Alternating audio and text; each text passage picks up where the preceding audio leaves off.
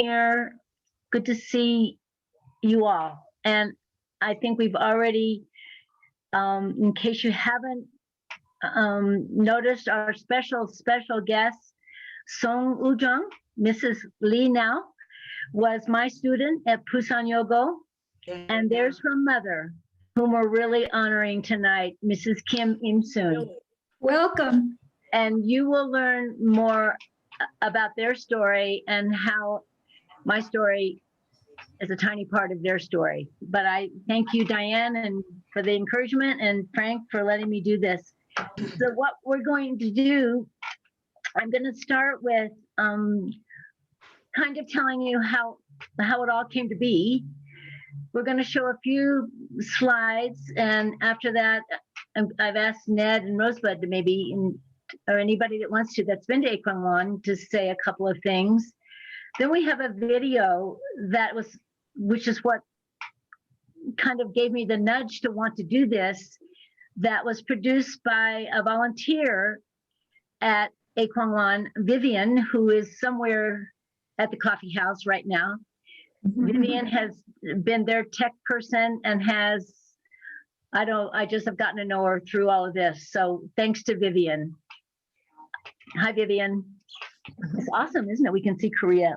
After that, we'll show the rest of the PowerPoint, and then Vivian recently spent many hours, she and Ujung, putting together one last little video that I think will be a beautiful way to end this presentation. I really appreciate you all being here, and it's something that it really means a lot to me. So I wanted to start with, I think I mentioned that Larry and I were placed in Busan, and I'm going to tell the story that Ujung told me when I asked her, how did we come to live with your family? And she said, Sharron, in the beginning, because I was at Busan Yogo and Larry was at a technical school, so they gave it to my school to find the family. And Ujung told me that I was placed in a beautiful big house that had a bathroom and a car. And she said a week before we got there, that family realized that it was a couple and they didn't want us. So Busan Yogo had to scramble to find a place for Larry and me. And because of Mrs. Kim's reputation for all her social work, they knew Mrs. Kim. Mrs. Kim lived on Kojedo, but her sister, whom we called Emo, had this kind of their little place in Busan. And there was a little place, but that was the beginning of how we got to know this amazing family. So I just wanted to, and as I said, I think the first time we went to Kojedo was at Chuseok. It must have been later in September that we went there. So I think let's show, Frank, let's show the slides. Start the PowerPoint, if you don't mind. How do you do that, Sharron? I don't know, but he told me, okay, here we go. I'm very proud of myself. No, so let's, 1952 was the beginning. You'll hear and see more about the beginnings when we see the video, but that's it. So I'm going to show you a map. Let's go back to that map. Sorry. I thought you were Okay, now you've seen the whole presentation. What are we going to do next? Did you get all? Okay. So this is a map of Korea, as you well know. And again, I'm very excited to show this to people who better would appreciate a story about Korea than you all. So here's trying to find a picture. And it's just across the Korean Strait from Busan, area 148 square miles. Right now, there are about 245,000 residents.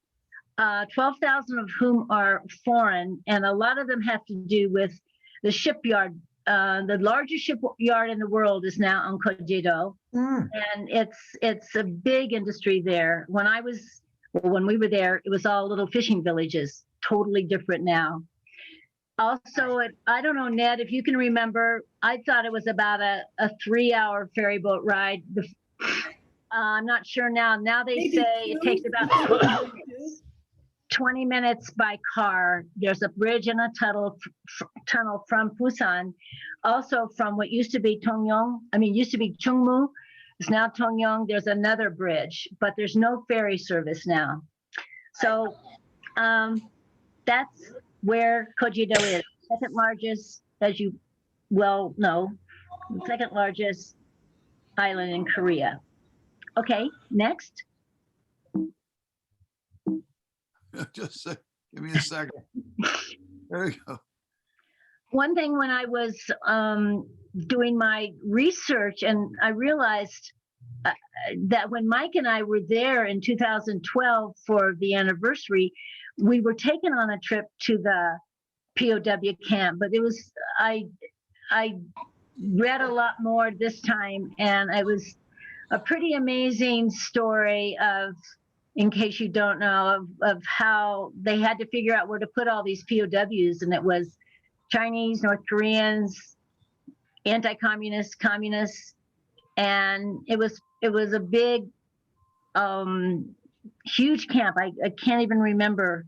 Maybe somebody knows better than I do how many people were there, but they were totally overcrowded. Lots of riots, uprisings, and a lot of prisoners were killed there. So it's one of the. Now they have this park, this camp here that, as a tourist site. It was very interesting, but a lot of bad things happened there. So that's part of Koje's history.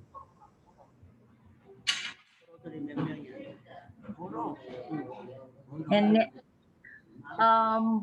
so I did want to say this, you will see more about this in the slides, but this is the beginnings of Aikwangwon, and Mrs. Kim had graduated from Ewha in 1949. She obviously grew up during the Japanese occupation. I could tell you so many stories that I'd heard over the years of what a bright and shining star she was, but could never hold the position of class president or anything like that because she was Korean.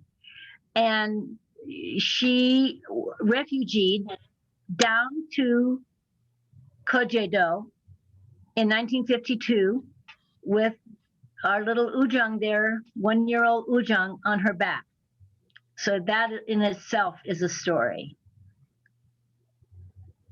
By the way, Sharron, there were 137,000 prisoners in the POW camp. Thank you, in 1951. Yeah, anybody that wants to jump in, jump in. Thank you. Ready? Next slide. Yes, next slide. That's kind of what it looked like when we were there. That many buildings, because this says 66, so that's kind of the buildings that they had established by that time. It was beginning to get bigger on the hillside overlooking the Gyeongsangpo Harbor. Next, you can go ahead. Okay. So can you pull that up a little bit? I just wanted to, that's good. So on the far left is our emo, Kim Mal-soon, Mrs. Kim's sister. There's Mrs. Kim in 1966. The gentleman on the right, Mr. Che, was Mrs. Kim's right-hand man, who is now deceased. But then you can see Ujung and Larry and me. And then, interestingly, these children are, and Ujung, remember how we used to call the little one UN Kim? Because you had that work camp there and he had this exposure to all these young people from all over the world. And I don't know if you all remember when we had our dialogues in Hilo, one of the names that was used when we were talking was Kim Jim Bok. Do you remember that? Right. Kim Jim Bok? Yes. So we called one of these little boys Kim Jim Bok And then we called the little girl Cutie Kim. I mean, that was it. Cutie Kim and Kim Jim Bok and UN Kim. So that was our wonderful family. You can go next. And this is, this is Ujung as a student, and her cousin Kude, who was the son of Imo. So this is just, I wanted to include this because they were our students. They went everywhere with us. Every single time we went to the beach, everywhere, Ujung and Kyusung tagged along like little brother and sister. We love them. So, and this is our first Christmas. The very first, in fact, I remember one of the first days when we got there, they started measuring us. We had no idea why. And so Larry and I were each presented with a Humboldt. And you can see in the picture in the bottom. Oh, there. Okay.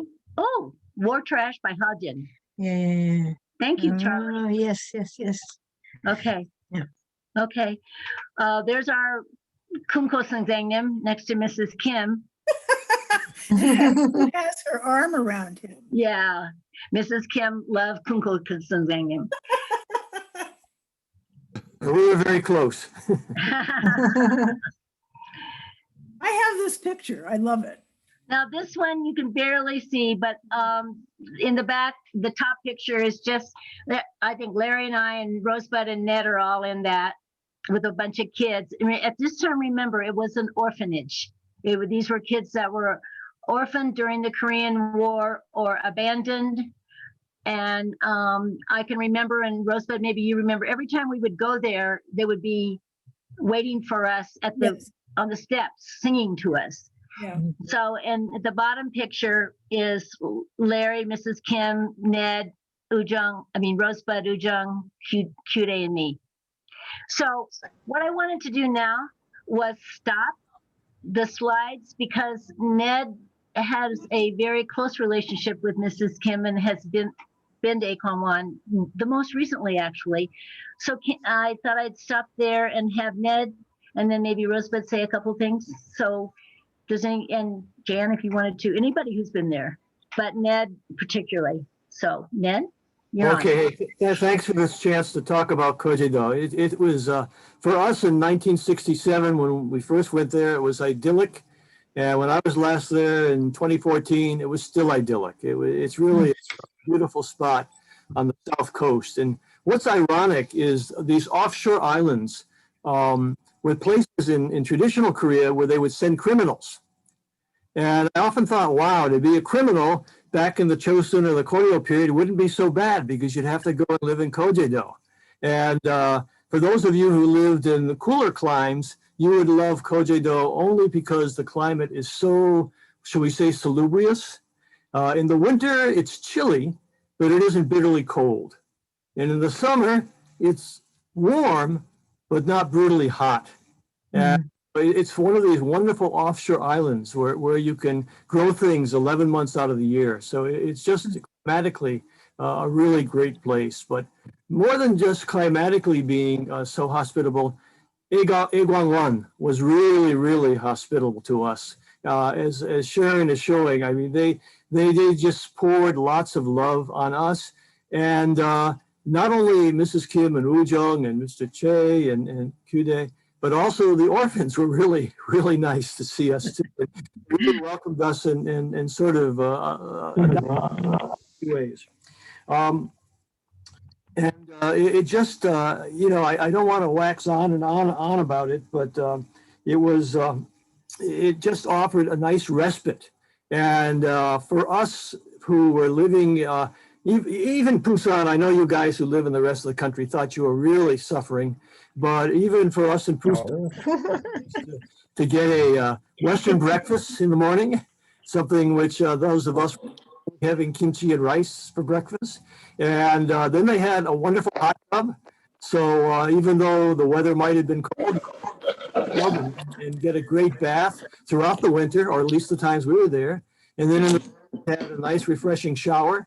So it was a nice refuge for us from the everyday life of being a Peace Corps volunteer. But it really takes us back to the great hospitality hospitality of the place. And before I beg off, I want to ask Ujung if she could give us how some of us have made lots of money. We all got these huge stimulus checks. We just don't know what to do with.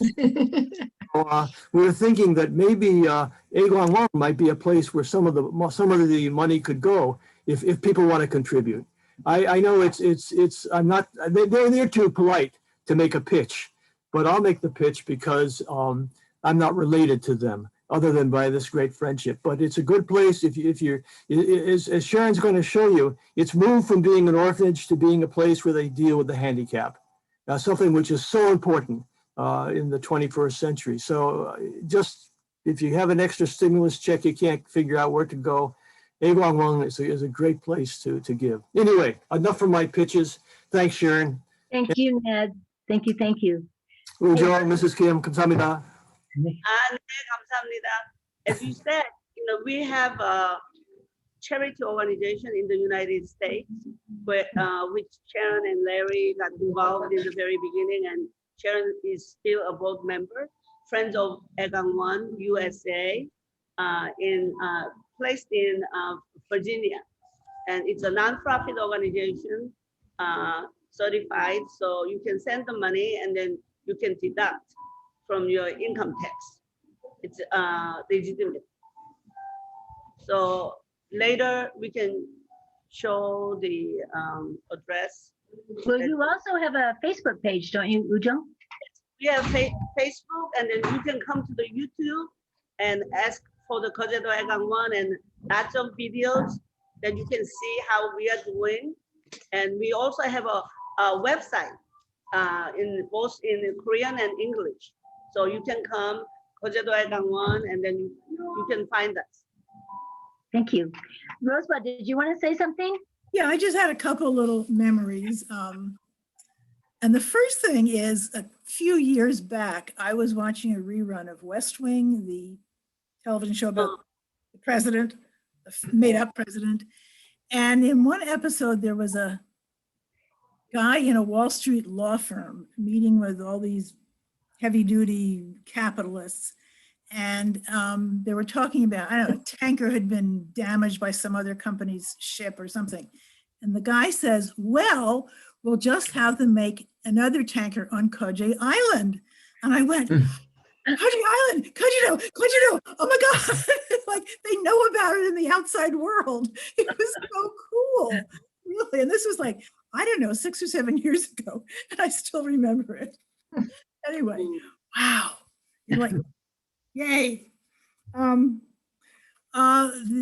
thing that I remember and that Ned kind of referred to was these children were so well cared for. And I remember they wore those little, I think this is what I remember, those little sweaters that were knitted on knitting machines and corduroy trousers. And even the little girls wore corduroy trousers, which I think, of course, girl students wore trousers too in the winter. But anyway, but I remember going especially into the room where they had, I guess they'd be babies in cribs. They were small if they were in cribs, and there'd be lots of them. And they would just hold their hands up wanting to be held. And it was on the one hand sad, but on the other hand, because there just weren't enough human adults to hold everybody as much as they wanted to be held. But they were extremely well taken care of. I mean, this place was doing absolutely the best it could. And Sharon has said this yet, but my understanding is that Mrs. Kim has gotten lots of national awards over the years. Is that correct? Yeah. It was just a really, really, really good place. And these children were just, I know they were materially better off than a lot of children with poor families. I mean, children in poor families, I'm sure, were loved also, but these children were materially better off and loved. They were loved and very well taken care of. And the whole thing was just pretty amazing. You saw the picture. There were lots of children who were taken in and taken care of and loved. And it was very impressive. And, I knew very little about anything other than middle-class New York suburb at the time. And this was pretty impressive. And then the only really other thing that I have that's different from anybody else's is maybe the second time we were there were about 10 of us in early June toward the end of the first year who were there. I think it was a school holiday or something. And we were there must have about 3 days. But anyway, I can remember maybe all the children, lots of children down kind of on like a playground, and there must have been a hill that we were watching from. And I remember Mrs. Kim singing a santoki with the children and doing that, that you do like this. And I can remember thinking, she's just so real. I mean, here she is, this amazing administrator. She runs this place and gets national, even international awards. And she's doing this very human thing with these little children. It was amazing. That's all I can say. Mrs. Kim Kamsamnida. Yeah. Thank you. Thank you. You're welcome. I don't know if anybody else, you'll see more, and maybe other people will want to chime in. One thing that I did want to mention in my preparing, and Charlie, thank you for that suggestion of that book. I was just talking to Ujung about this, about the SS Meredith, the victory ship that took 14,000 refugees from Hongnam, from North Korea, on December 22nd, 14,000 people on this cargo ship. They took the cargo off.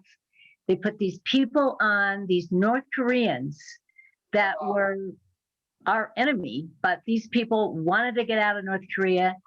Many of them stood up for 3 days. They were on the ship. They got to Busan on Christmas Day. There was no room. Busan would not let them take these people. They would not take the people in. They went to Kojido, 14,000 people on this. It's a very interesting book. 5 babies were born in those 3 days. And the American crew named the first one Kimchi, named the second one Kimchi, they named them all Kimchi. And the interesting thing was the current president, President Moon Jae-in, his parents were on that ship, and he was born 2 years later. I also forgot to mention that Kim Young-sam's birthplace is on Kojedo. So it's just the little bits of history, and this book was a really, 14,000 lives and one miraculous voyage. It was a very heartwarming story. So thank you. So let's go on, Frank, and show that first video. This is a video that was put together by Vivian, and gives you the history.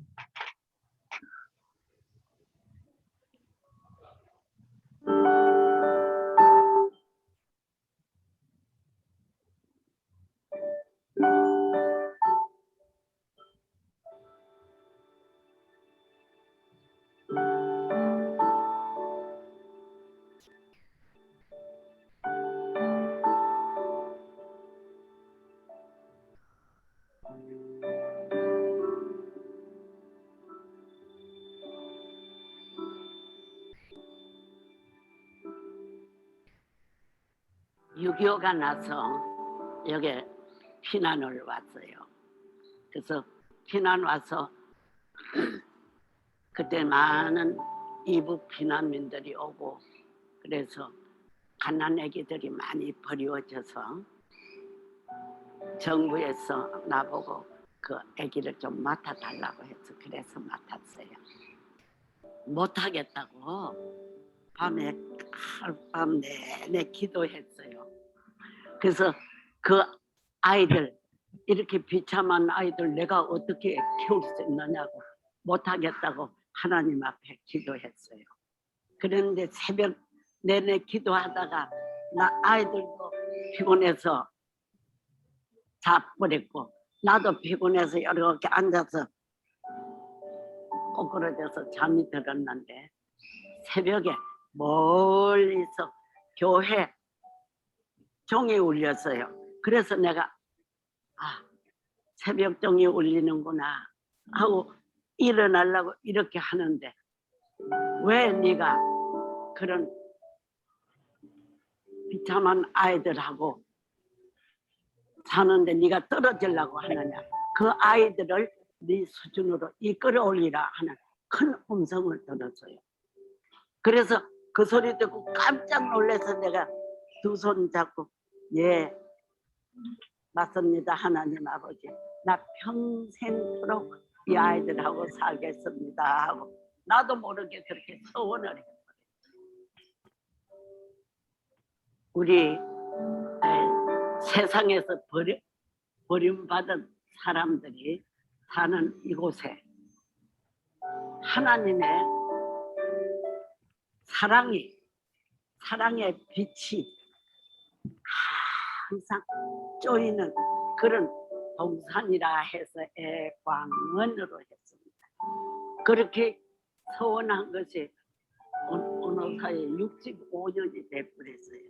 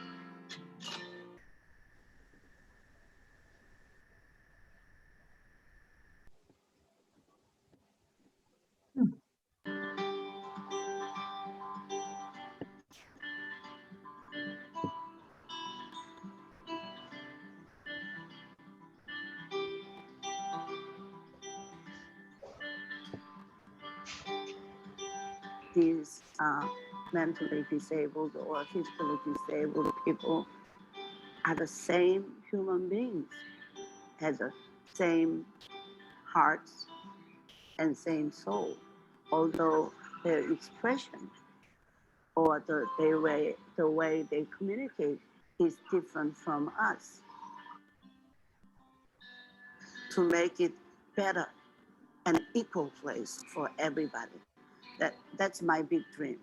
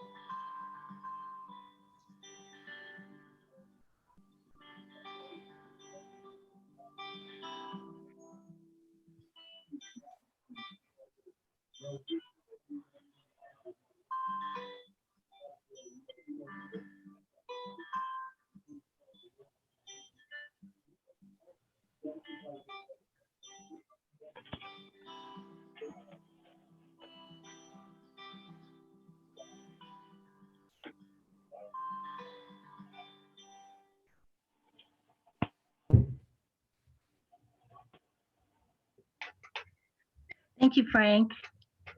And so we lost a little of the audio, but you got the idea and you can see how it has evolved.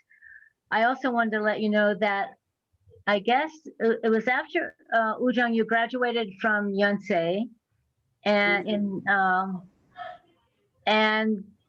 came to New York and lived with us for a while. And then Larry and I went back to Korea for Ujung's wedding. And that was an awesome time.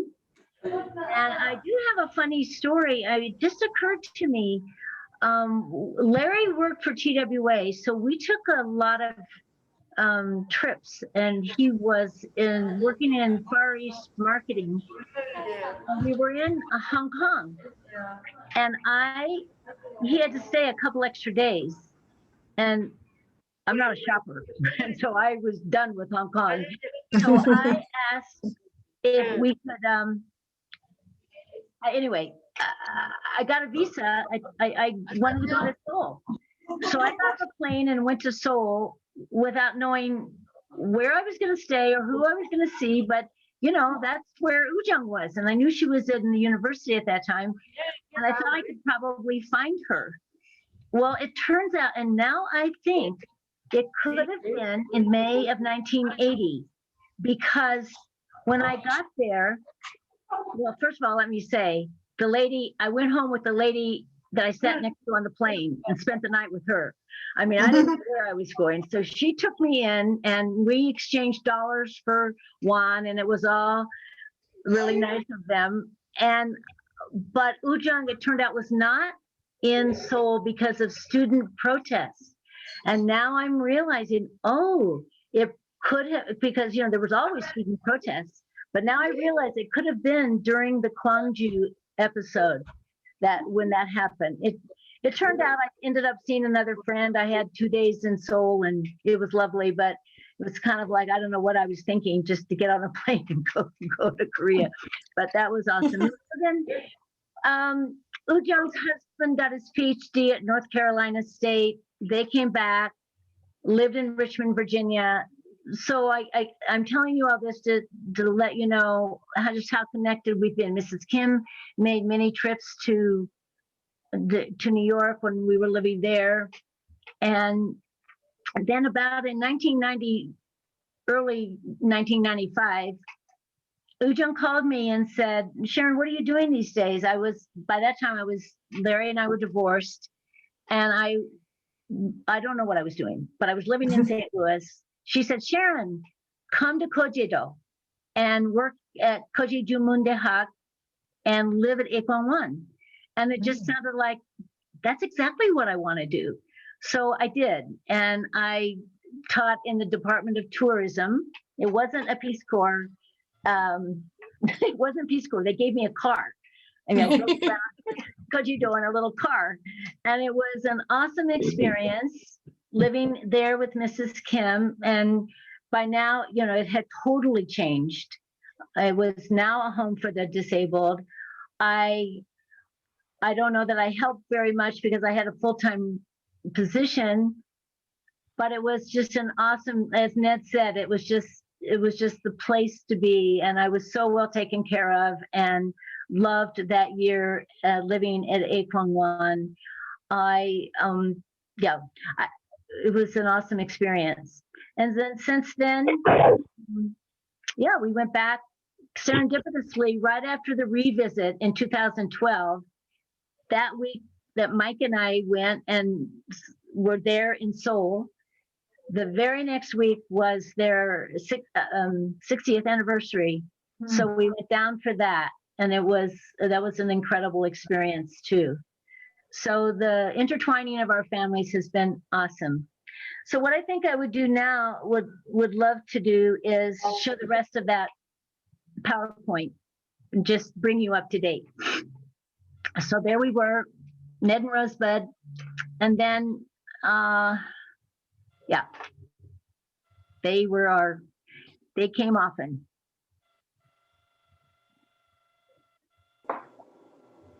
Now this picture, I think we've shown before in some of the slides earlier when somebody, so can you bring that down? So there's Ned and Lindsay.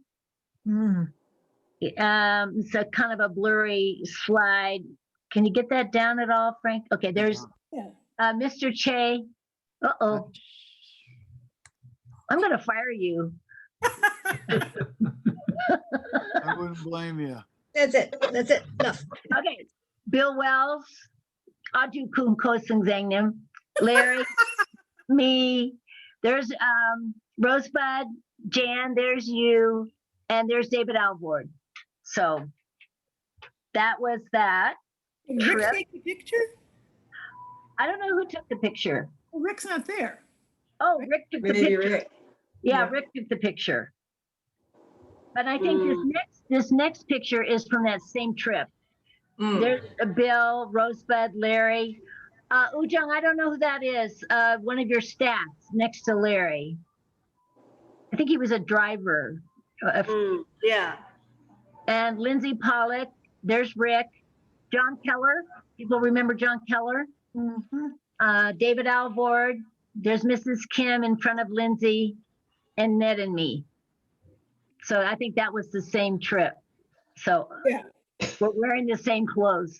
In this one, Gail, there's Gail and me in our tent dresses. We laughed about that. Larry and me, and this girl Gail decided was a K4. Gail, Lori, somebody. Oh, Lori Lopin. The next couple we had met in Busan. They were from South America. Were working with some they were working in industry, but we got to know them. There's Lindsay behind Mrs. Kim. And I think that may be you and Kim right there. Warren, what's his name? Warren Vaughn. Do you guys remember Warren Vaughn? Mhm. I And do. and one of our little girls there, two little cute, and there's Gail Gail and I were vying for the cutest dresses then. And there's Gail's ex-husband John, right? To John cover up all those pounds, Sharon, to cover Yeah. up all those pounds from Hey Hey Chocolate. Yeah, that now you don't have anymore. And then you all remember Dr. Skolton? Did anybody else have Dr. Jim Skolton and his Oh, yes, he was ours. Yeah. yeah, Mhm. and his wife Ann. So that was another group that our family invited down at one time. And I don't even know where we all slept, but I it don't was pretty either. awesome. I don't remember. Shisu's practice house. I think. Yeah, it was, but I they know- always said, just bring whoever you want. Bring people. What'd you say, Ned? When we were there in June, the guys were sort of in one area, and the women were sort of in another, as I recall. Uh-huh. When we took the baths, we did go separately. The women had one bath and the guys had another, much to our dismay. Okay, just come 1 second. Okay, okay, time out for 1 second. I'm gonna stick my daughter in so everybody can see Monique. This is my daughter, Monique. Monique. Hi. Hi, everybody. How are you? She's been I've been rehearsing for her, so I said, come down and see my piece looking. So anyway, all right, thank you. Bye, honey. All right, keep going. We mentioned this before. Ojung, you went to the Philippines for this, correct? Yes, I did. 1989. I always tell people it's the equivalent of it's the Asian Nobel Prize. It's Right, that's what they call. and she got this award for her social work. It was a big honor. I have many pieces of paper that are the testimonials for her. It was an amazing honor to receive the Magsaysay Award. This is just a little bit of when I went back in 1995, 96. And I did want to say that every child's birthday was celebrated. And you see our special choir director, he had such energy and excitement. It was awesome. So every child always was recognized for their birthday.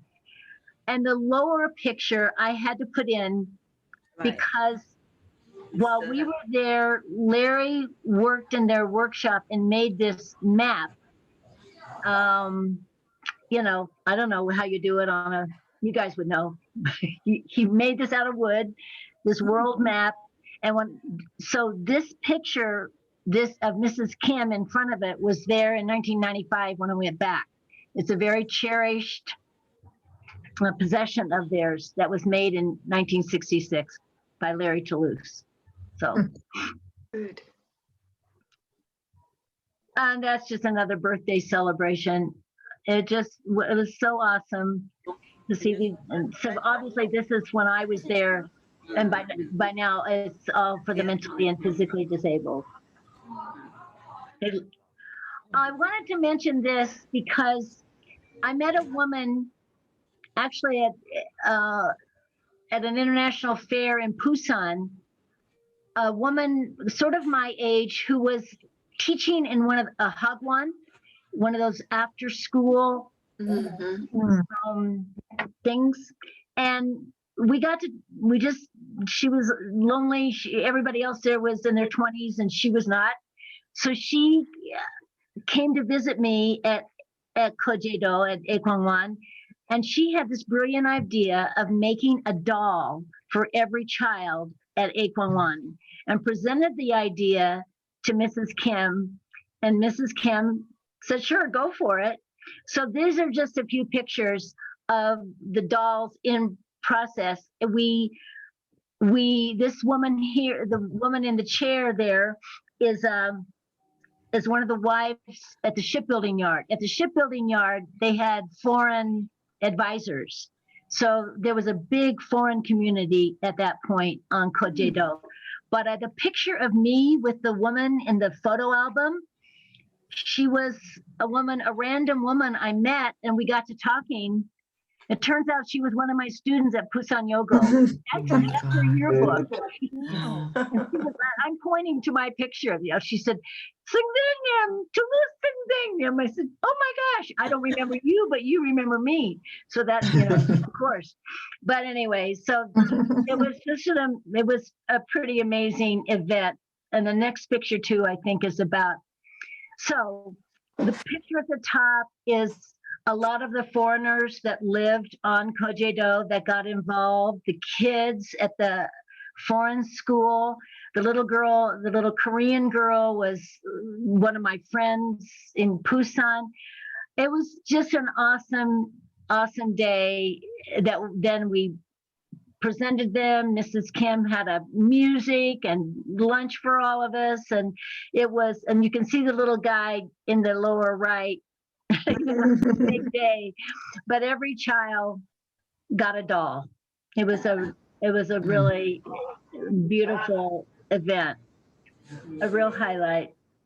And yeah, so that's the kids with and you can see in the lower right picture, a couple of those girls are volunteers. That's one thing that Mrs. Kim knows how to do, is to get volunteers at Aikwangwon. And it was teenagers, everyone. The picture in the lower left is my friend, the American woman on the right. Her name is Martha Penzer. So her idea was an awesome thing. And those are just some random pictures of me with some of the kids at that time. I was teaching, but whenever I got homesick or depressed, all I needed to do was go in and hang out with some of those kids. And it did a lot. It certainly brought my spirits up to be with them. And as Rosebud said, with the orphans, the same with how it is now. Beautifully well taken care of. So this was Mrs. Kim's birthday when I was there. This was at church. Doesn't she look pretty? This is Ujung's daughter visiting me. This is how the circle goes around. Jessica Lee is got her master's degree at Juilliard, is now Ujung, assistant concert master in the Cleveland Orchestra. At the Cleveland Orchestra. But this particular year, she had been in Aspen doing something, and we hooked up, and she came here to visit me. That's my backyard, overlooking the Garden of the Gods. I had a group of friends over and exploited Jessica. Jessica, won't you play for us? That's probably the last thing she wanted to do. But that's Jessica Lee, Ujung's daughter, older daughter. That's when we were there, when Mike and I were there for the anniversary in 2012. As you saw, it's bigger than that now. Just beautiful. There you go. There's the revisit. I don't think Bill Wells was actually at the revisit, but that's Bill Wells and his wife Jane. But they happened to be in Korea at the same time. There's our On friend the left? Frank. That's Bill on the left? That's Bill Wells. Yeah. Oh my God. Simple. I can see him now. I can see him. Frank, the old Frank before he turned white. Before he stopped dying. Yeah. Black t-shirt. Nancy and Steve and Mike. So that's in the hotel lobby for the revisit. And I had to throw this in. This is who met me when I went down to meet the Busan Yogo students. That's one of my co-teachers, and the rest are students. That it was as I'm sure if any of you went on the revisit, you had a similar experience reuniting with some of your students. It was pretty awesome. Now, Ujung, I want you to tell me, I really wanted to bring this up. This is from the 2012 anniversary. Right. And one thing I noticed particularly when I was there in 95 and 96, Mrs. Kim many times was on the phone, and I knew she wasn't speaking Korean. She was speaking Japanese. What she did during her time of, when she was in high school and between those years when she was growing up, she developed some beautiful relationships with people from Japan that still to this day has people that support her. So Ujung, do you know who this woman is? Is she? Yes, I know. She is a alumna of Mrs. Kim at Kim Chun Girls High School. Her father was a principal of that school, and she became the writer in Japan. And she wrote about Mrs. Kim's life, saying love is long and patient and waiting. That book, yeah, she did that, and then she invited our residents and Mrs. Kim to Japan every year so that they can have a special trip overseas. And also they came over to Korea, and she passed away, I think last year, yeah. I wanted to include that picture because it's so Mrs. Kim that she has maintained these relationships and with people from Germany, with people from the Netherlands, with people from Japan. So anyway, it's pretty awesome. And there are you and your beautiful daughter. That was a picture that we took at that time. They took us on a tour. This is a picture I recently received. There you are. Somebody, I think Vivian just sent me that. Yes, very recent one. And here we are. This is my final picture. This is your 70. Can you believe, everybody? Our students are 70 years old now. No. This is a picture that Vivian sent, and on your 70th birthday. So thank you. I think that's the last slide. That's a great smile, Ujung. Yeah. So, thank you. Yeah, there's so many stories, but I hope you got an idea of what a special place it is. And now, Thank you.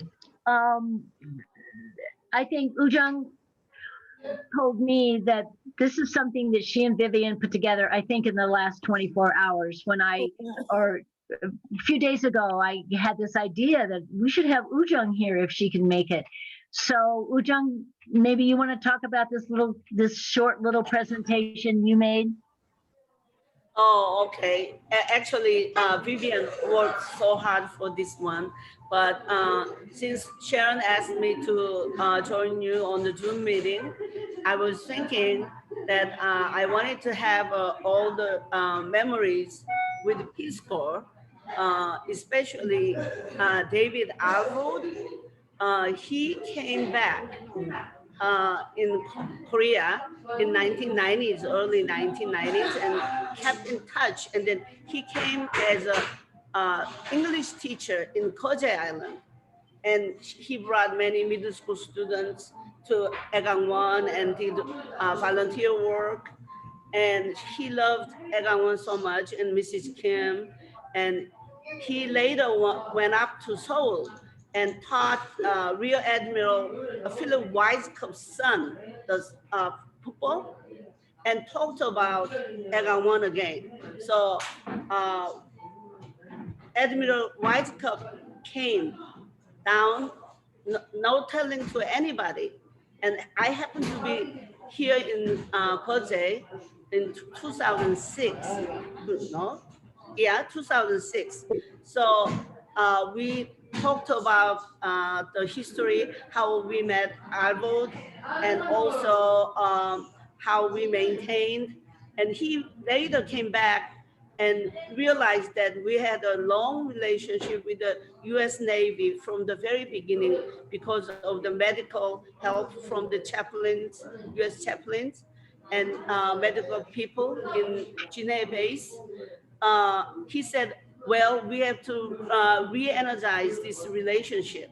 So Wise Cup built the program that they visit. US Navy people will come and volunteer work at Aikwangwon every time they have a big exercise in Busan.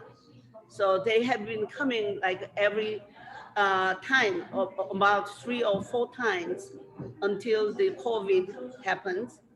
And we built a nice relationship, and it's because of the David Albert brought this one. So I thought I wanted to show this video that how many people we have in America who has been helping us continuously through almost 70 years.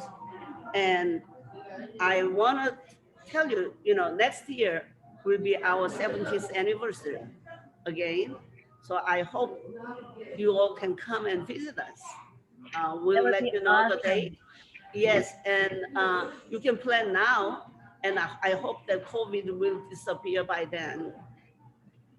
So this is the video to say thank you for your long friendship over many years, and Ned visited and many people.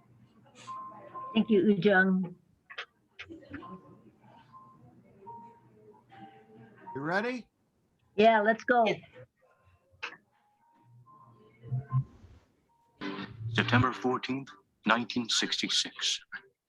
South Korea and the US signed the agreement on the American Peace Corps.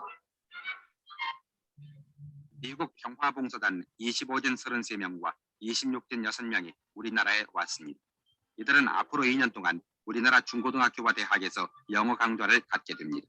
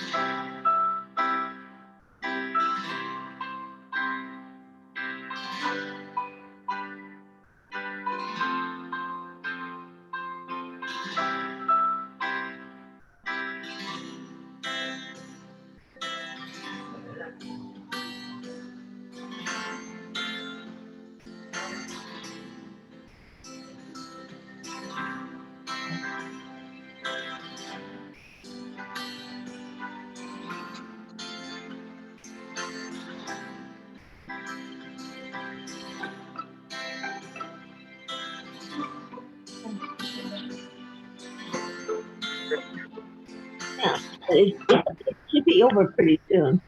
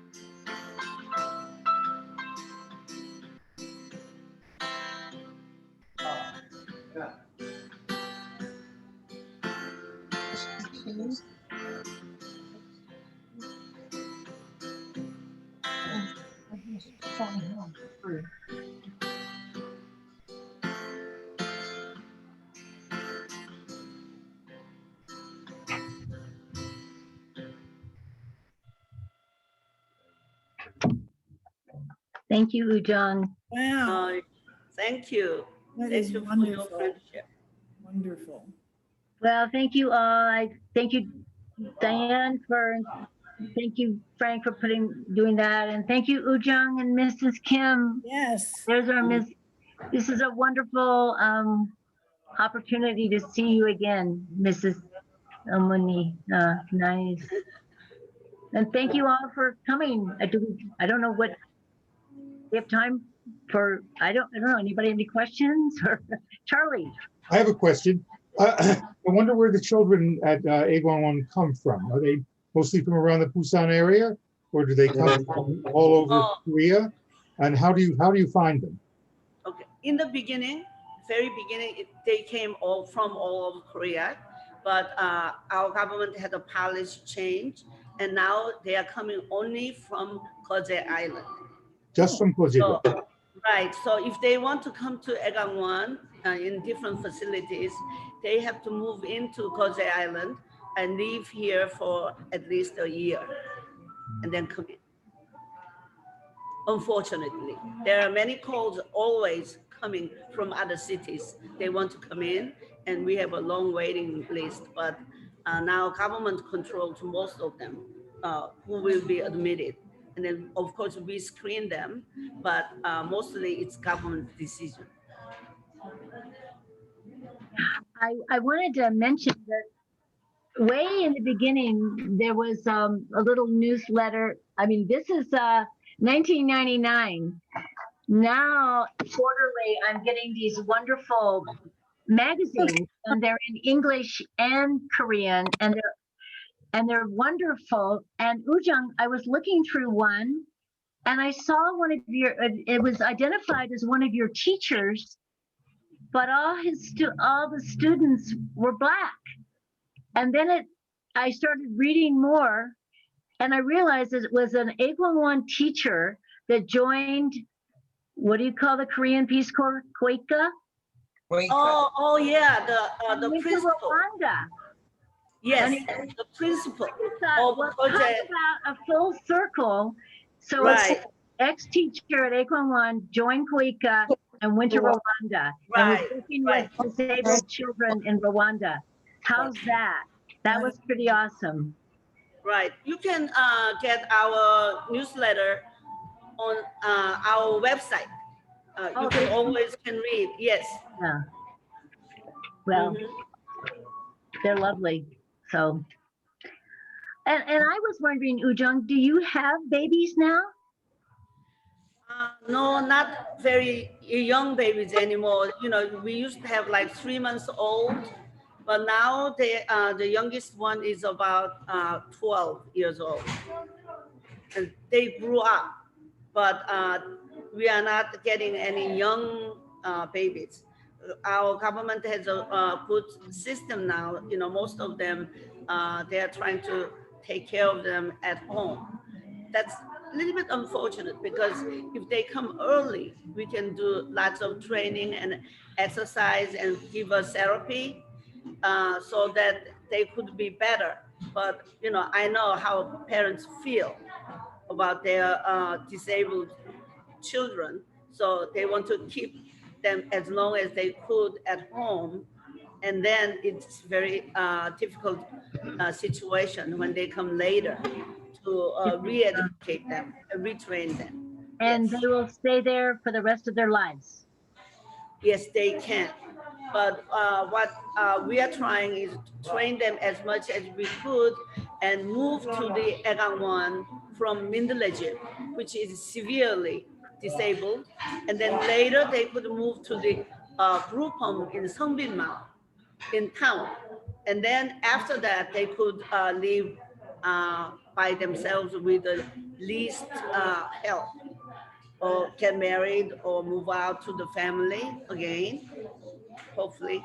That's our hope and dream. So now, you know, they are going out to the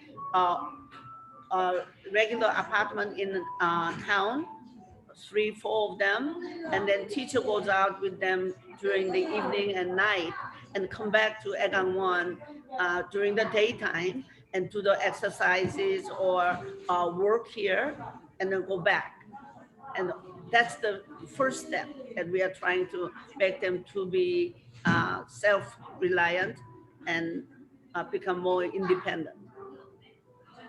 Well, I just want to say that Ujung, you know, Ujung grew up there.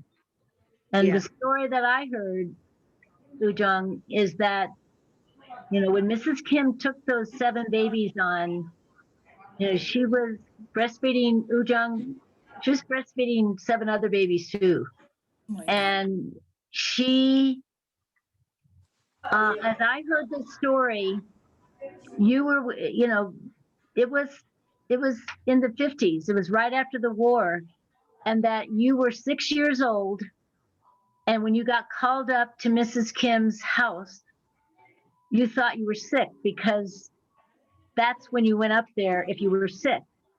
But it wasn't until you were 6 years old that you knew you were your mother's daughter. That it was such a hard time for her, and she was taking care of all these children. But you, and then when you came to Busan for middle school, right? Because your mother wanted you to have the better education in Busan. What So- happened was, you know, everybody called Mrs. Kim Omani. So I was calling Omani. So I thought that I was just one of them. And she never explained to me that I'm her own daughter. So I grew up, and then sometimes like some step or older brothers or sisters, 언니 and 오빠 would say, oh, you are 원장님's 딸. But I said, am I? You know, I was so confused. And then Mrs. Kim decided to send some of us to Busan for the higher education and better education. So I came to Busan when I was in 5th grade of elementary school. And the other only Oppa came to Busan for high school and middle schools. And that group became the professor of the college or engineers, went to Saudi Arabia and, you know, many different types. So I was one of the youngest one to go to Busan with the other boy who was at my age. And through that, I kind of knew now that I am her own. So I was really mixed up. Yeah. So when did you meet Emo? Yes. I lived with Emo, and then some of other kids, the older students lived at Emo's house. Oh, that's Yeah. before we came, because by the time I came, but so now the full circle. Ujung is the executive director. She's raised her daughters. They're successful. You're back there. And thank you for what you're doing. Funny story that nowadays I'm hearing is there are many officials or even mayor of Koje, former mayor. They live on other facilities here in Koje, or they were living.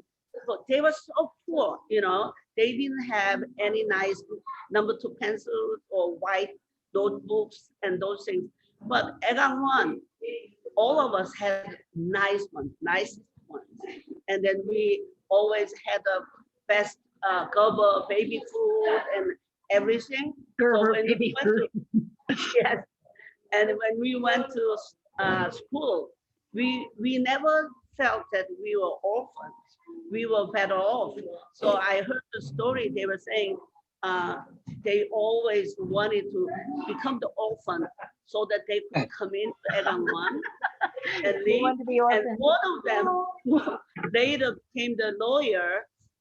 Told friend saying that he was talking to his mom. Why aren't you going to die? If you die, then I can go to Aikwangwon. It was that difficult at that time, and food was very scarce. I did ask you, Ujung, because Charlie wrote me, Charlie, you mentioned the Dropbox. I don't know if anybody else has seen that film, the Dropbox. Ujung, is your mother, are you familiar with that film? I and that heard. minister? Yeah, I just heard of him. I think Mrs. Kim knows it, but I don't know him personally. Well, Charlie mentioned that film to me, and if those of you who haven't seen the film, I can't even remember where I got it. Maybe Amazon? I think it's on Netflix or Amazon. Yeah, the Dropbox. It's another amazing angel. So, well, you're at the Windmill Terrace having coffee and tea on a Sunday morning. Right.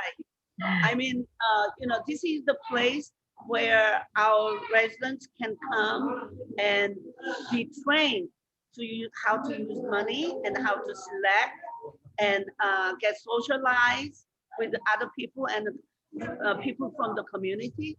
Also, they can display their products they made, arts and crafts, or flowers and plants here, and bakery goods.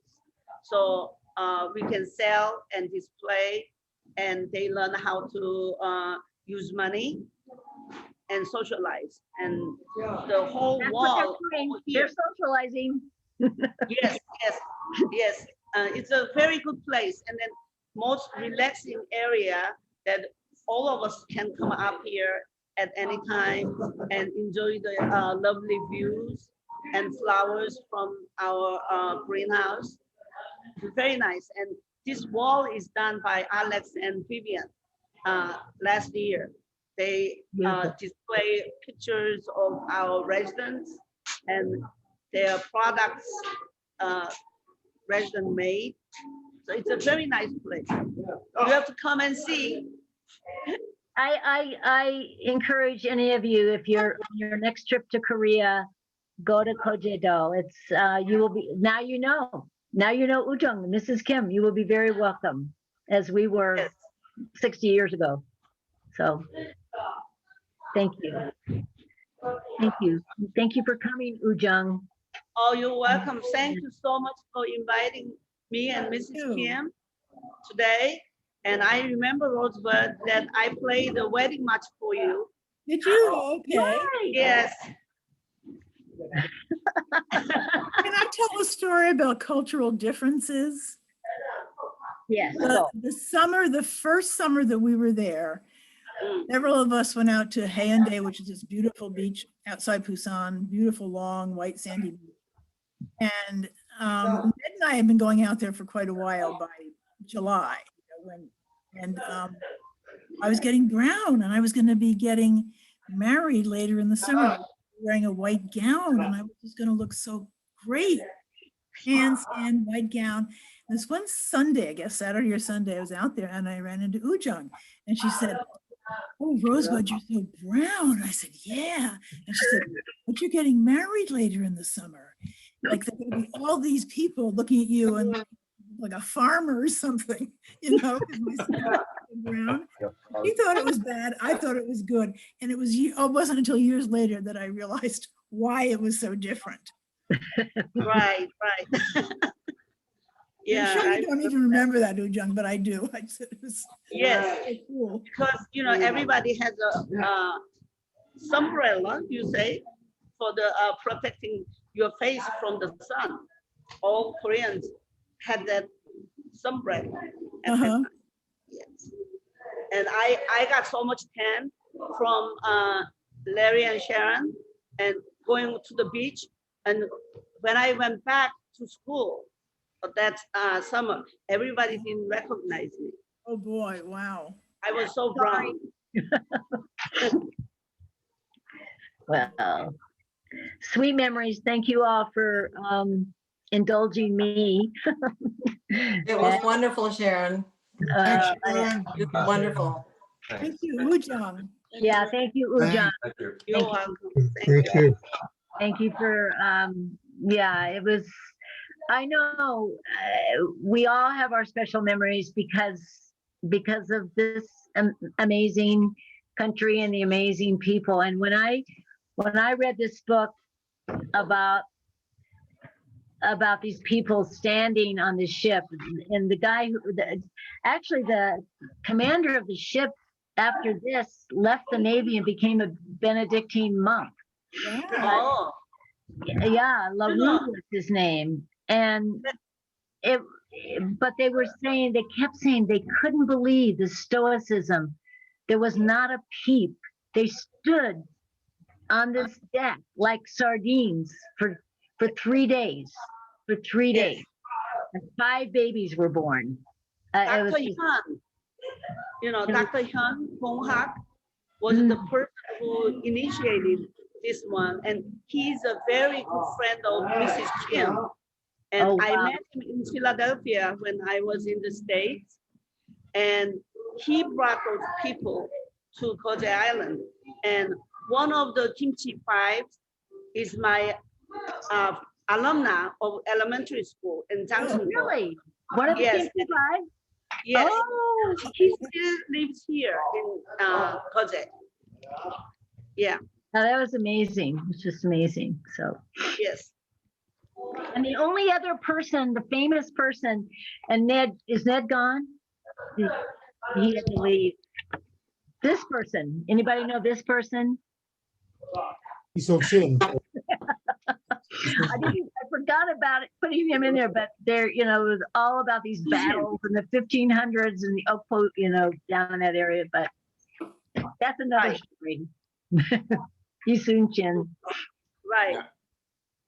He had the first victory. Yeah. Yeah.